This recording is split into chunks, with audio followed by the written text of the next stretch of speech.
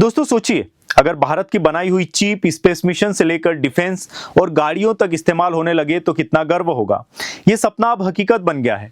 Semicon India 2025 conference में IT मंत्री अश्विनी वैष्णव ने प्रधानमंत्री नरेंद्र मोदी को भारत की पहली पूरी तरह से स्वदेशी माइक्रो प्रोसेसर चिप विक्रम भेंट की।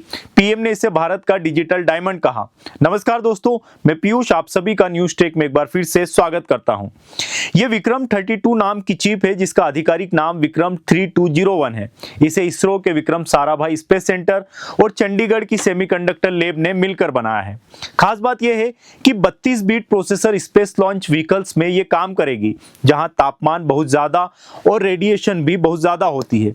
PSLV C60 मिशन में इसे पहले यूज किया जा चुका है। यह चिप 180 nm CMOS यानी complementary metal oxide semiconductor technology पर बनी है। इसमें फ्लोटिंग पॉइंट कैलकुलेशन की क्षमता है, यानी बहुत कठिन से कठिन जो गणितीय हिसाब किताब है ये चिप तुरंत कर सकती है। इसका इंस्ट्रक्शन सेट आर्किटेक्चर खास तौर पर स्पेस एप्लीकेशन के लिए डिजाइन किया गया है। शुरुआत में इसमें एडा लैंग्वेज से प्रोग्रामिंग होती है, लेकिन जल्द ही इसमें सी लैंग्वेज सपोर्ट भी जुड़ जाएगा। इसके साथ ही इसरो ने सारे जरूरी टूल्स, कंपाइलर, असेंबलर, लिंकर और सिम्युलेटर भी खुद ही तैयार किए। मतलब डिजाइन से लेकर सॉफ्टवेयर सपोर्ट तक सब कुछ जो है इस चिप में मेक इन इंडिया है।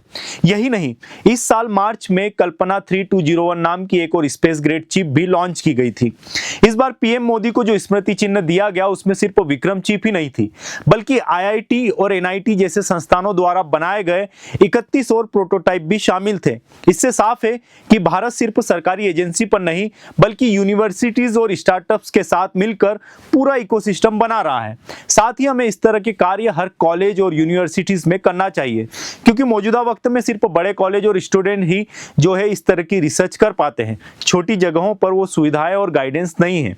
अब सवाल उठता है कि ये चिप्स जो है सिर्फ स्पेस तक सीमित रहेगी? जवाब है नहीं। इसे डिफेंस, एरोस्पेस, एनर्जी, यहां तक कि ऑटोमोबाइल सेक्टर में भी इस्तेमाल किया जा सकता है। मतलब आने वाले समय में हमारी कारें, मशीनें भी भारतीय चिप से चल सकती है। भारत का सेमीकंडक्टर मिशन 2021 में शुरू हुआ था।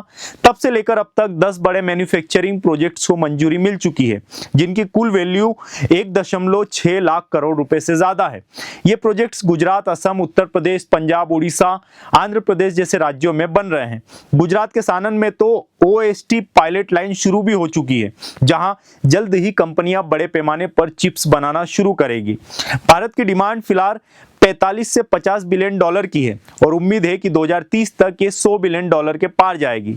इतना बड़ा मार्केट भारत को ग्लोबल सेमीकंडक्टर हब बना सकता है। इस वजह से सरकार ने डिजाइन लिंक्स इंसेंटिव और प्रोडक्शन लिंक इंसेंटिव जैसी स्कीमें शुरू की है, जिनका बजट 76,000 करोड़ रुपए से ज्यादा है। एक और अहम बात, भारत के पास दुनिया के 20% चिप डिजाइन इंजीनियर्स हैं, जो पहले से क्वालकॉम, इंटेल, एनवीडिया, मीडियाटेक जैसी दिग्गज कंपनियों में काम कर रहे हैं, जो बेंगलुरु, हैदराबाद, नोएडा में बड़े रिसर्च सेंटर चला रही है। यानी टैलेंट और टेक्नोलॉजी हमारे पास पहले से मौजूद है, बस इनका अच्छे से यूज किया जाना चाहिए। इस कॉन्फ्रेंस में दुनिया भर से 48 देशों के प्रतिनिधि आए। इंडस्ट्री लीडर जैसे लेम रिसर्च, AMD ने भारत की नीतियों की तारीफ की। उनका कहना है कि भारत सिर्फ कंज्यूमर नहीं रहेगा, बल्कि ग्लोबल सप्लाई चेन में एक बहुत बड़ा क्रिएटर बनेगा।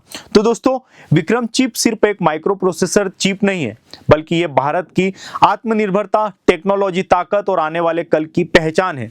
जब देश खुद अपने स्पेस मिशन और डिफेंस के लिए नई चिप्स बनाएगा तो सोचिए हमारी इकोनॉमी कितनी मजबूत होगी और दुनिया भारत को किस नजर से देखेगी। तो इस वीडियो में फिलहाल इतना ही। आप सभी से गुजारिश है कि अगर जानकारी अच्छी लगी हो तो चैनल को सब्सक्राइब जरूर करें। न्यूज टेक के साथ बने रहें। आप सभी का बहुत बहुत धन्यवाद।